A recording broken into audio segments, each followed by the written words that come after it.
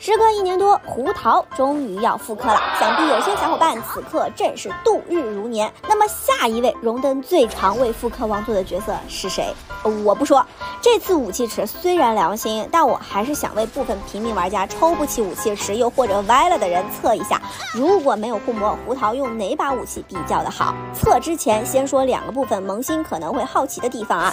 第一，胡桃一直 E 会把自己 E 死吗？试一下啊。哎，不对，我不用试啊，直接跳下来。那么很明显啊，不会，不用焦虑，灵命也是一样的啊，没什么区别。第二个，1命胡桃用重击赶路会更快吗？给大家看看啊，我会一直跑下去啊，就是除了重击外，把自己的体力条也跑干净，这样子的话就会比较全面。首先你们看啊，重击的时候是隐约比冲刺要快的，但是基本拉不开距离，差不多。然而等我重击结束后，对方的体力条基本也就见底了，那么我这波冲刺是可以拉开距离的。再演示一轮。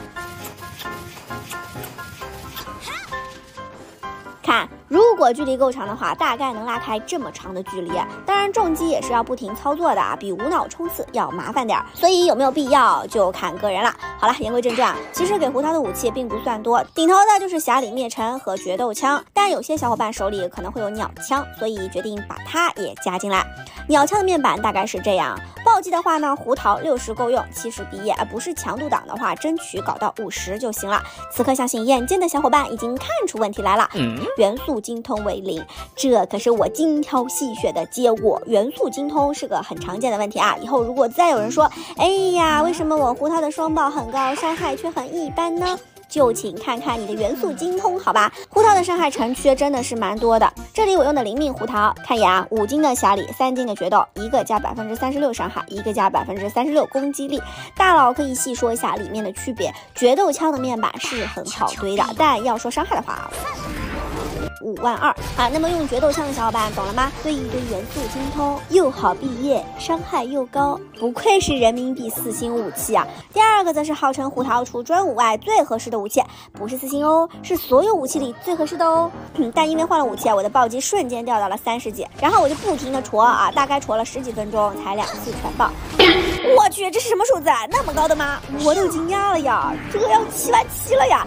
一般胡桃6万就算毕业了。当然我也说了，这双爆是不对的，只能说匣里的上限真的是很高，换成暴击头伤害也会比低金的决斗枪要高。不过剩遗物就会比较麻烦了。最后是被不少人嫌弃的鸟枪，好歹是个5星武器，难道胡桃真的不能用啊？5万5，还是比3金决斗枪高的呀怎么就不好了呢？暴击率低10几，但60也够用了，再加点元素精通，胡桃用下来还是不错的，好吗？而且鸟枪越戳伤害还能越高。